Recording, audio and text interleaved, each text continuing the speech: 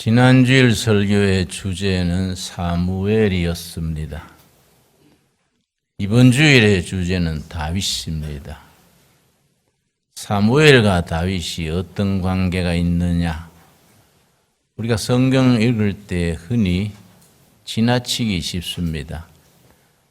다윗이 위대한 왕입니다. 그러나 다윗이 사무엘의 작품입니다. 영적 지도자, 사무엘의 멘토, 영적 지도를 통해서 위대한 왕 다윗이 등장할 수 있었습니다. 우리는 흔히 다윗은 생각하면서 다윗을 길러낸 사무엘은 소홀히 하기 쉽습니다. 또 거슬러 올라가면 사무엘은 어디서 난 사람이냐? 그 어머니 한나가 요즘식으로 말하면 시골교회 여전도회 회장쯤 되겠지요. 어머니 한나가 눈물로 기도해서 응답으로 받은 아들이 사무엘입니다. 이름 자체를 사무엘, 기도로 응답받은 아들 그 뜻입니다. 그러니까 뒤에 사무엘이 등장하고 다윗 왕국이 건설된 그 출발점은 한나 어머니의 눈물의 기도입니다. 한 어머니, 한 여성의 눈물의 기도는 역사를 만듭니다. 영국 속담에 하나님의 일은 시간이 걸린다. 영어로는 God takes time. 하나님은 시간이 걸린다. 당대에 끝나는 게 아닙니다. 대를 물려가면서 어머니의 눈물의 기도가 위대한 아들 사무엘을 낳고 사무엘의 일생을 거친 헌신이 왕중왕 다윗을 낳게 됩니다. 사무엘을 저는 본받고 싶은 성경의 인물이다. 지난주에 잠깐 말씀드렸습니다. 세 가지 점에서 사무엘을 본받았으면 신학교 학생 시절부터 그런 생각을 품고 있었는데 어째 살다 보니까 제대로 안 된 것 같아요. 그러나 지나간 건 지나간 것이고 지나간 것은 십자가 밑에 다 내려놓고 앞으로 잘해야지. 이 신앙이 가지는 특권이고 의무고 이거는 하나님이 우리에게 항상 남은 세월에 기회를 주십니다.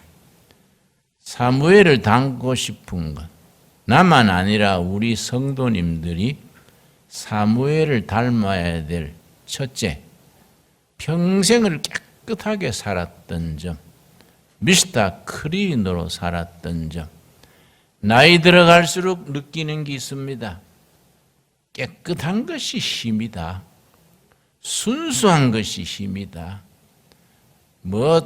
수단 방법을 안 가리고 권력을 탐하고 물질을 모으고 사람들 등져가면서 이권을 챙겼는데 나이 들면 참 허무하다는 걸 느끼게 됩니다. 평생을 깨끗하게 순수하게 살았던 것 자체가 나이 들어서 거기 면류관이 되고 긍지가 되고 영혼을 편안하게 합니다. 두 번째 사무엘에게서 우리가 배워야 될 것은 특별히 우리 같은 목회자들이 배워야 될 것은 왕이 될 수 있었음에도 불구하고 사무엘은 자기 영적 지도자로서의 자기 위치, 자기 분수를 분명히 지켰습니다. 세 번째는 사무엘이 노후에 사무엘상 12장 1절에서 3절 사이에 고별 설교를 하면서 고향으로 내려갔습니다. 예루살렘에서 북쪽으로 한 20리 되는 곳에 사무엘의 고향 라마가 있습니다. 라마에 내려가서 그 머리 희끗한 노인이 뭐 손주들 재롱이나 보고 친구들하고 장기나 뜨고 막걸리나 마시고 낚시나 하고 그렇게 한가로이 지내야 될 나이에 사무엘은 그렇게 살지 않았습니다. 그 뒤로 가장 중요한 일을 했습니다. 라마 나이요트라는 공동체를 세워서 뜻이 있는 젊은이들, 뜻이 있는 사람들을 모았습니다. 낮에는 같이 노동하고 저녁에는 같이 기도하면서 민족이 나갈 길, 나라가 나갈 방향, 이걸 논했습니다. 낮에 노동하면서 경제 자립을 하고 저녁에 합심 기도하면서 백성들과 결례가 나갈 길을 같이 고민하고 찾았습니다. 그걸 라마 나이오트, 라마 공동체라고 부릅니다. 거기에 사울 왕의 박해를 피해서 도망다니다가 갈 곳이 없는 다윗이 찾아왔습니다. 사무엘에게 다윗이 찾아와서 사울이 자기를 어떻게 핍박하고 자기를 없애지 못해서 온갖 수단을 다하는 것을 낱낱이 고하니까 사무엘 선지가 그 젊은 다윗을 라마 나요세 대원으로 받아들였습니다. 거기서 사무엘은 다윗을 영적인 멘토로서 지도했습니다. 하나님을 섬기는 길, 나라를 다스리는 길, 정치를 어떻게 해야 된다. 이걸 낱낱이 같이 살면서 삶 속에서 가르쳤습니다. 그래서 사울이 보고가 올라가서 다윗이 라마 나요스에 있다는 정보를 듣고 몇 차례나 정보대를 투입했지만은 그 라마 나요스의 그 영적 분위기, 사랑의 공동체의 은혜로운 분위기에 거기에 모두 감동이 돼서 그냥 거기에 주저앉고 말았습니다. 그만큼 라마 나요트 공동체가 강력한 영성, 넘치는 사랑, 미래에 대한 비전을 제시하는 공동체가 되었었습니다. 사무엘이 살아있는 동안에는 다윗이 보호받았습니다. 사무엘의 국민적 영향력이 워낙 크니까 거기에 사울이 군대를 들여보내서 다윗을 잡아낼 수가 없었습니다. 그 대신에 특공대를 파견해서 라마 나요트 공동체를 뺑 둘러서서 언제든지 도망치면 잡아내라. 잡는 즉시로 즉결 처형이다. 그러고 사무엘이 연세가 많고 몸이 약하니까 사무엘이 가면 얼마 살겠냐. 사무엘이 숨 끊어지면 다윗을 요리하려고 호시탐탐 기다렸습니다. 다윗이 사무엘을 옆에서 모시면서 영적 지도를 받으면서 드디어 사무엘이 죽었습니다. 사무엘이 죽는 걸 가장 빨리 아는 것이 안에 있는 나요트 회원들이지요. 옆에서 모시고 있으니까 빨리 알지요. 사무엘이 죽은 것이 밖에 알려지기 전에 사울이 보낸 그 특공대들이 알아채기 전에 다윗이 먼저 도망을 쳤습니다. 도망을 쳐서 그때부터 다윗의 험한 세월이 이어집니다. 사무엘상 21장 보겠습니다. 21장 10절 말씀, 21장 10절 말씀. 그날에 다윗이 사울을 두려워하여 일어나 도망하여 가드 왕 아기스에게로 가니 라마 나요스를 탈출해서 의지할 곳이 없기 때문에 이스라엘과는 적대 관계에 있는 가드 왕 아기스에게로 찾아갔습니다. 어떻게 살아남으려고 이스라엘과 대적하는 나라를 찾아갔었습니다. 11절 아기스의 신하들이 아기스에게 말하되 이는 그 땅의 왕 다윗이 아니니까 무리가 춤추며 이 사람의 일을 노래하여 이르되 사울이 죽인 자는 천천히요 다윗은 만만히로다 하지 아니하였나이까. 아기스 왕의 신하들이 다윗을 없애야 된다. 이런 징구 받아주면 호랑이 새끼 키우는 거이다. 나중에 크면은 우리를 해꾸지할 인물이다. 소문 못 들었습니까? 백성들이 사울은 천천히고 다윗은 만만이다. 히브리어로 천천은 많다고 만만은 엄청 많답니다. 사울 왕에게는 천천을 돌리고 다윗에게는 만만을 돌리니까 사울 왕이 시기심이 많았습니다. 그리고 조울증이 있었습니다. 조울증 무서운 겁니다. 며칠 전에 삼선 국회의원 정아무개가 자살했지요. 조울증 증상 때문에 그렇습니다. 조울증. 그 무서운 병입니다. 사울이 그런 정서적인 정신적인 병이 있었습니다. 그래서 그렇게 미워하고 없애려 하는 거지요.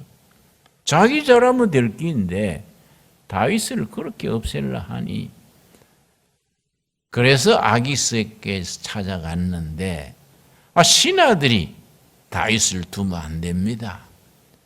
놔뒀다가는 우리가 당합니다. 우리 품에 들어왔을 때 없애야 됩니다. 그 얘기를 들었습니다. 다윗이 살아남기 위해서 어떻게 합니까? 인생 살아가는 지혜고 처방입니다. 여러분 성경 읽으실 때에 이런 부분을 깊이 읽고 자기 삶의 지혜로 삼아야 합니다. 물론 성경은 믿고 구원받는 영혼 구원이 첫째고 그걸로 끝나지 않습니다. 더하기 천국 가기 전에 이 세상에서 어떻게 제구실하고 사느냐 이걸 또 일러주는 지혜의 책입니다. 자 13절 말씀 12절 읽습니다. 다윗이 이 말을 그의 마음에 두고 가드 왕 아기스를 심히 두려워하여 여기 있다가 내 목숨은 시간 문제다. 아기스 왕이 그렇게 골치 아프면 처리해버려. 그럼 뭐 그 순간 아기스 부하들이 처형해버리면 그만입니다. 어떻게 살아남을까? 기도하고 생각하고 궁리했겠지요? 13절이 요점입니다. 그들 앞에서 그의 행동을 변하여 미친 채 하고 대문짝에 그적거리며 침을 수염에 흘리매 미친 것으로 위장을 했습니다. 침을 질질 흘리고 그러고 저 정문에다가 뭐 소변을 누고 뭐 미친 노릇을 하니까 아기스 왕이 거기에 넘어간 거예요. 어떻게 했습니까? 15절 말씀. 내게 미치광이가 부족하여서 너희가 이 자를 데려다가 내 앞에서 미친 짓을 하게 하느냐? 이 자가 어찌 내 집에 들어오겠느냐 하니라. 그래서 다윗을 저런 미친 녀석은 내보내라. 그래서 살아났습니다. 부하들이 얼른 가라 그러니까 다윗이 얼씨구나 도망쳤지요. 인생 살아가는데 우리가 이런 지혜가 필요합니다. 여러분 1970년대에 연세대학 정치외교학과 교수였던 주관중 교수란 분이 무슨 책을 냈느냐 하면 정치공학 이런 책을 냈습니다. 정치공학. 그걸 찍어서 전 서점에 뿌렸는데 그때 청와대에서 그 내용을 알고서는 전국에 퍼져 있는 책을 전부 사들였습니다. 전부 청와대에서 사들여가지고는 청와대 뒷마당에서 불태워 뿌렸습니다.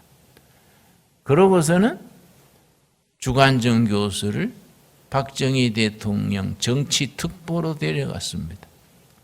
그래서 유신체제가 나오는 겁니다. 이 정치공학이라는 것. 영어로는 보통 공학 그러면 엔지니어링인데 단어가 영어로 다릅니다. Political Manipulation, 정치 조작 그런 뜻입니다. 한 나라를 어떻게 다스릴 것인가, 민심을 어떻게 잡을 것인가, 선거는 어떻게 이길 것인가, 이걸 다루는 책이 정치공학입니다. 근데 이것이 나쁜 사람이 쓰면은 권모술수가 됩니다. 선한 사람이 쓰면은 백성 살리는 길이 됩니다. 정치공학을 가장 멋지게 활용한 분이 마하트마 간디입니다. 예를 들어서 국론이 분열돼 가지고 여당 야당이 서로 치고받고 문제 해결이 안 되면 마하트마 간디 노인이 그냥 금식합니다. 나는 민심이 하나 되도록 금식하겠다. 그러니까 그냥 물만 마시고 금식하는 겁니다. 금식 15일쯤 되면 막 여론이 들끓습니다. 형편없는 저 몰입애들 정치가들 때문에 우리 귀한 어른 돌아가시겠다. 민심이 막 들끓습니다. 20살 20일쯤 넘어가면 전 세계 매스컴이 막 그걸 보도합니다. 간디 금식 20일째, 23일째. 그러면 서로 반대하던 여당, 야당이 그런 압력에 눌려가지고 서로 화해합니다. 화해해서 나라가 한 발자국 나가게 됩니다. 그럼 간디가 모르는 척하고 이제 음식 먹기 시작합니다. 이래서 어려운 것을 고비고비 넘기는 겁니다. 이런 것을 정치공학이라 그럽니다.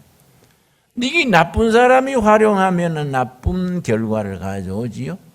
다윗이나 간디 같은 어른들이 활용하면 좋은 결과를 가져옵니다. 이건 좋게 말하면 지혜입니다. 지혜.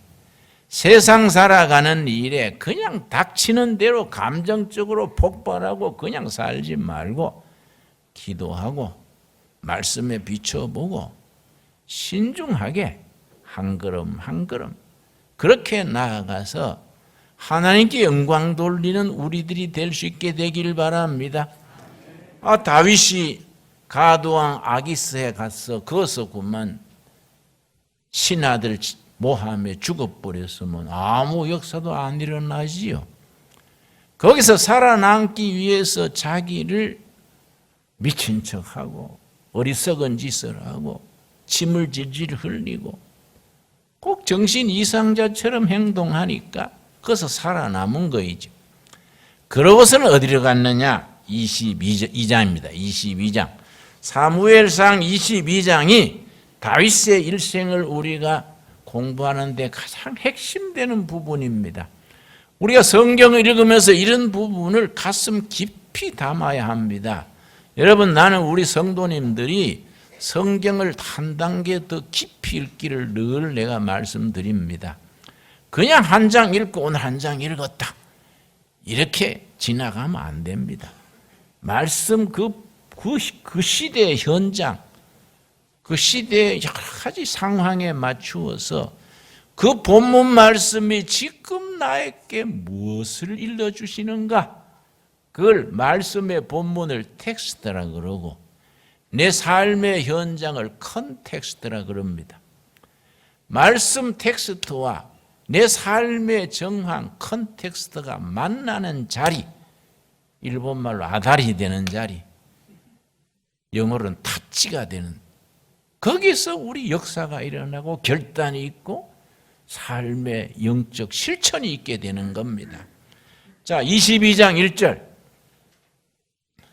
그러므로 다윗이 그곳을 떠나, 우여곡절을 거쳐서 줄여 말하자면은 라마 나요스를 떠나, 그 다음에 가드왕 아기스 그 위험한 사자굴을 떠나 아들람 굴로 도망하며, 어디로 갔습니까? 아들람 굴. 오늘 설교 제목이 아들남굴입니다.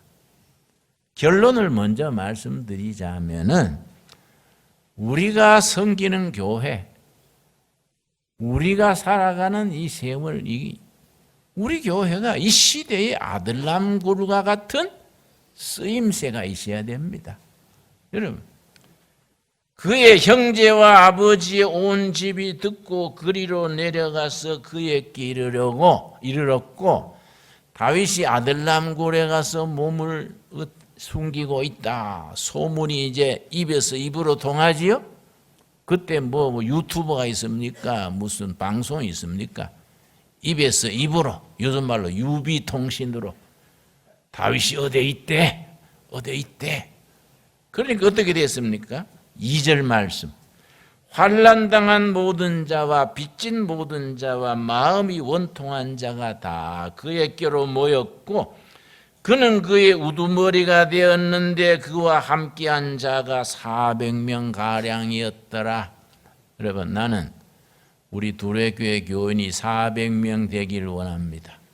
왔다 갔다 하는 교인 말고 그냥 예배당 다녀주는 교인 말고 우리가 믿는 바 신앙에 목숨을 걸어야 돼요. 우리가 꿈꾸는 바 비전에 인생을 투자해야 됩니다. 내 지식, 내 청춘, 내 노년, 내 재산, 내 인생을 우리가 믿고 꿈꾸는 그 비전, 그 신앙의 인생을 투자하는 사람 400명이 모이면은 거기서 다윗 왕국이 세워지는 겁니다. 여러분, 교인 많다고 자랑하는 것은 헛개비입니다. 교인 적다고 뭐 적은 게 아니에요. 어떤 교인이냐가 문제입니다. 어떤 교인. 예수님의 말씀으로 훈련되고 헌신하고 쓰임받는 우리가 믿는 신앙에 우리의 인생을 걸어야 돼요. 그런 교인 400명이 모이면은 나라를 바꿀 수 있습니다. 그런 교인들이 모이면은 시대를 변화시킬 수 있습니다. 여러분, 우리 신앙생활을 그렇게 대충 하는 게 아니에요. 예배당 와도 그만 안 와도 그만. 우리 교인들이 400명 안팎인데 어떨 때는 360명 됐다가 어떨 때는 420명 됐다가 이게 무슨 고무줄도 아니고 뭐. 우리는 어릴 때 신앙생활 그래 안 했습니다. 나는 시골 경상북도 청송 복동교회인데요. 서리 지사님 한 분이 사촌 결혼식에 가면서 주의를 범했어요. 당회를 열어가지고 치리했습니다.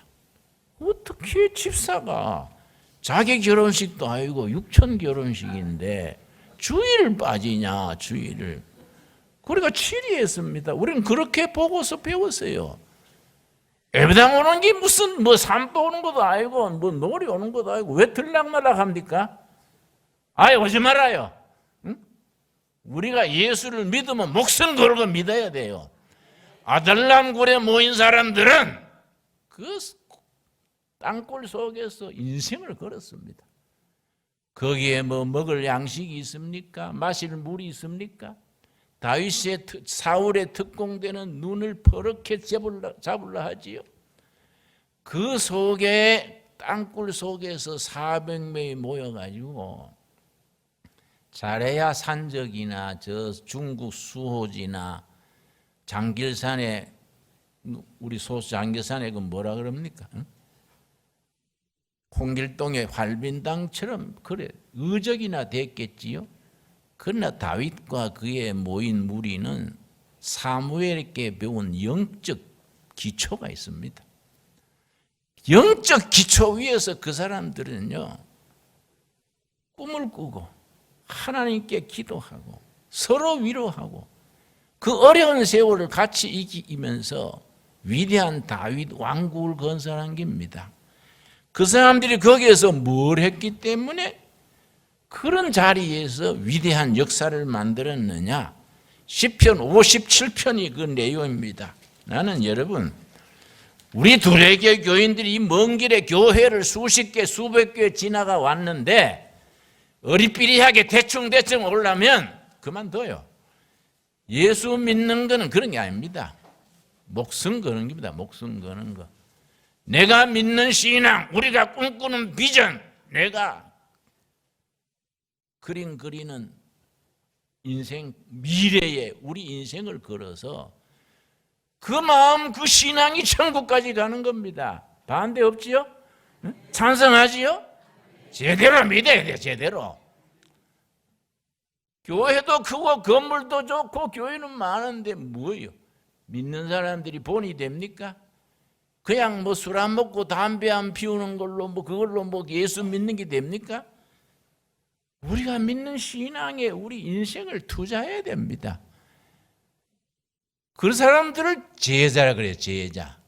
하나님의 말씀에 인생을 거는 사람들을 제자라 그래요. 그래서 많은 교인 모인다고 되는 게 아닙니다. 시설 좋다고 되는 건 아니에요. 우리가 믿는 구원의 복음에 성경의 진리에 우리 삶을 투자하는 사람들이 모여야 돼.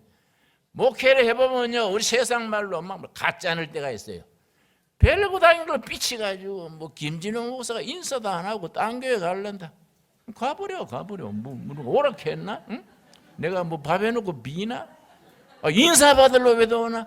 예수님한테 인사하러 오는 거지 뭐 김진웅 목사 인사 받으러 오느냐 이게. 그렇게 시시하게 예수 믿으려면 뭔데 믿습니까?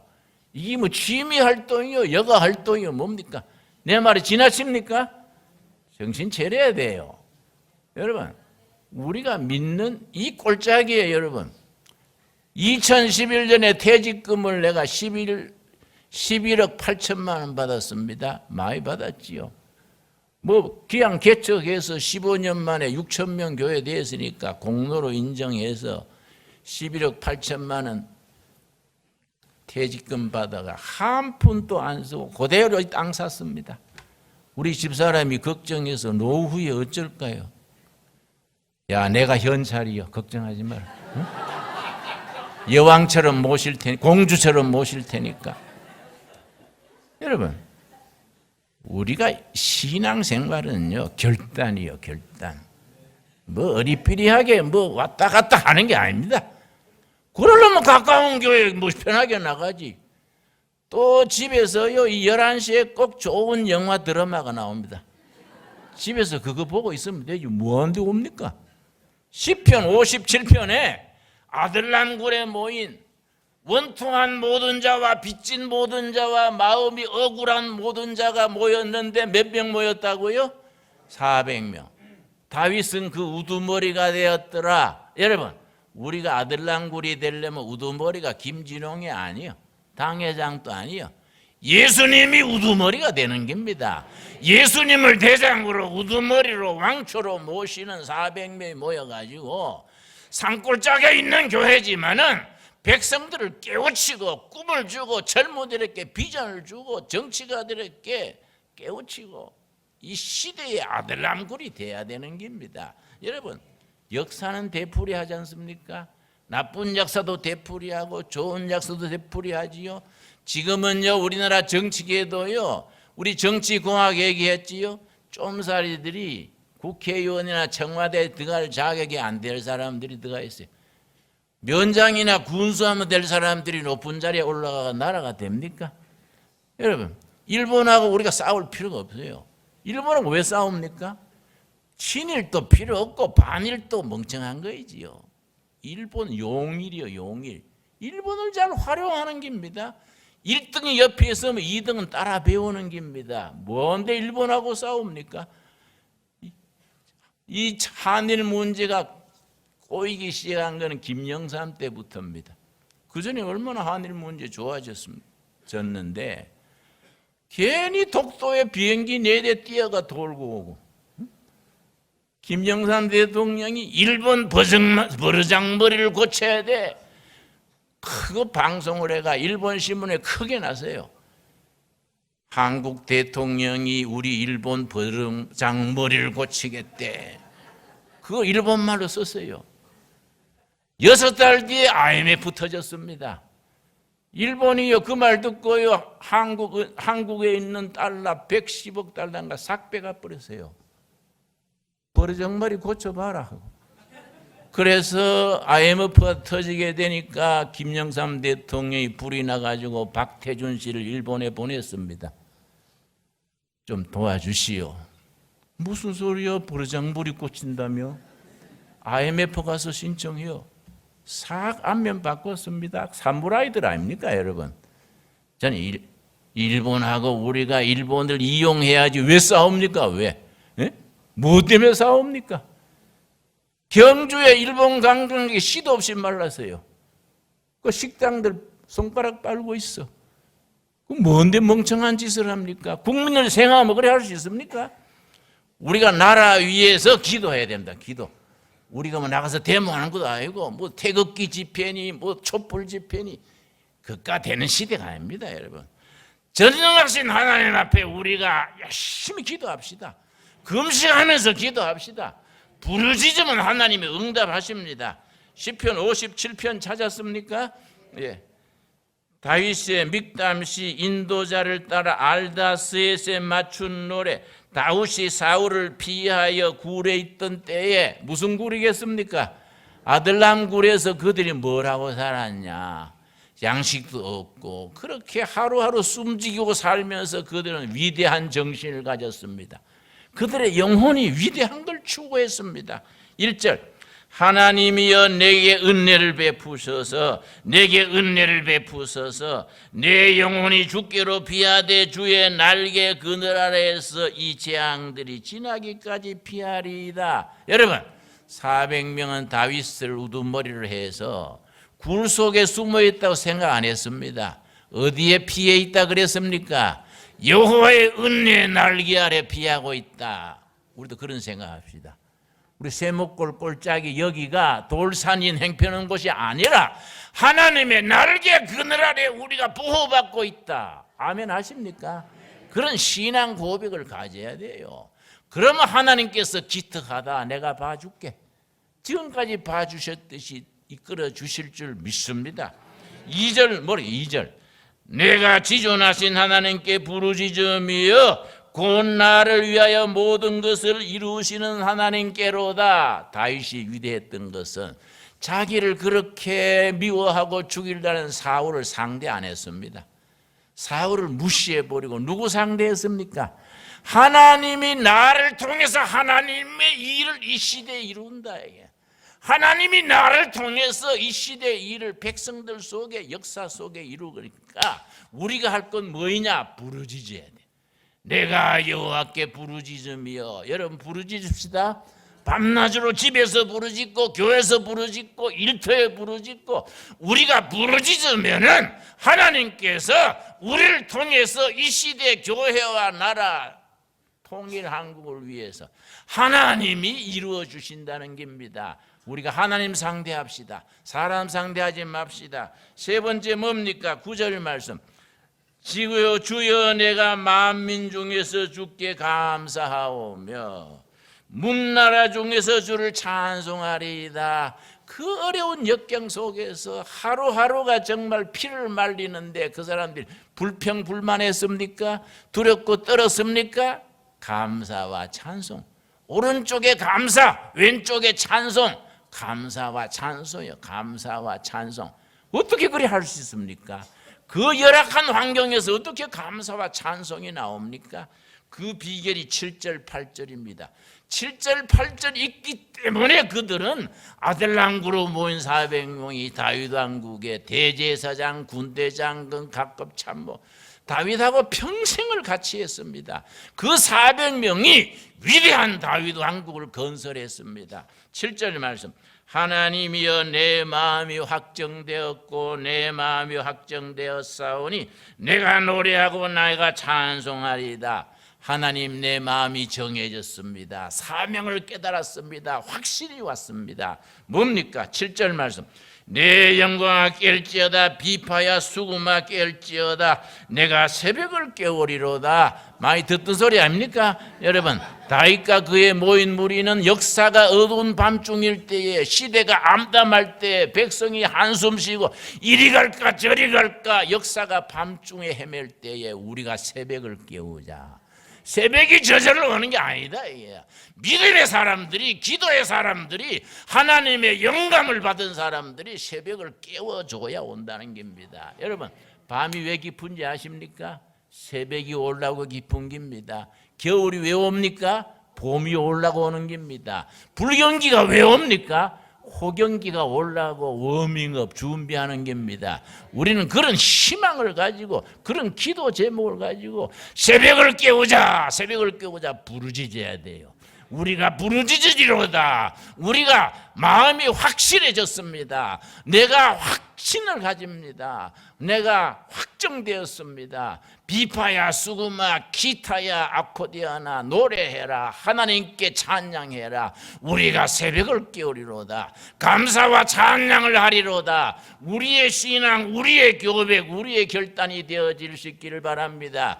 다시 말씀드리거니와 여러분, 신앙생활 제대로 합시다. 여러분, 어영부영 왔다 갔다 하지 말고 제대로 믿어요. 제대로 섬기고 우리 인생을 사시기 위해서 십자가에 죽으신 예수님이 옆에 계시는데, 우리와 함께 하시는데, 여러분 어영부영 하지 말고 제대로 믿읍시다. 동의하시지요? 예, 아멘 못하는 사람은 뭐입니까? 여러분, 딴 생각 있는 겁니까? 여러분, 새벽을 깨우리는 교회, 이 시대의 아들람굴 라마나얏, 하나님이 쓰실 수 있는 준비를 갖추는 교회를 함께 이루어갈 수 있게 되기를 바랍니다. 기도하겠습니다. 주님 은혜를 감사드립니다. 사무엘이 라마나얏의 다윗을 받아들여서 가르치고 깨우치고 같이 기도하며, 낮에는 같이 노동하고 저녁에는 같이 기도하면서 나라에 나갈 길, 백성을 위한 길을 찾았습니다.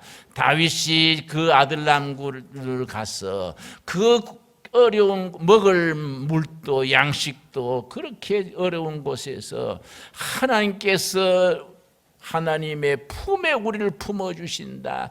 위대한 신앙을 가졌습니다. 하나님께 부르짖으리로다. 하나님께서 나를 통하여 하나님의 일을 이 시대 이 땅에 이루신다. 우리도 그런 다윗의 신앙을 가지게 하여 주시옵시고, 아들람굴에 모였던 400명 그 동지들의 신앙을 가지게 하여 주시옵소서. 어떤 형편과 어떤 처지에서도 빚지고 환난당하고 억울한 일 당하고 힘들어도 감사와 찬양으로 살아가는 하나님의 백성 되게 하여 주시옵소서. 여호와 아버지, 우리 마음이 확정되었습니다. 기타야 아코디온아 찬송할지어다. 여호와께서 우리를 통하여 새벽을 깨우는 사명을 주시리로다. 아멘. 우리의 신앙 고백이 되게 하여 주시옵시고, 우리의 행동이 되게 하시옵시고, 우리의 미래가 되게 하여 주시옵소서. 예수님 이름 받들어 기도드렸사옵나이다. 아멘.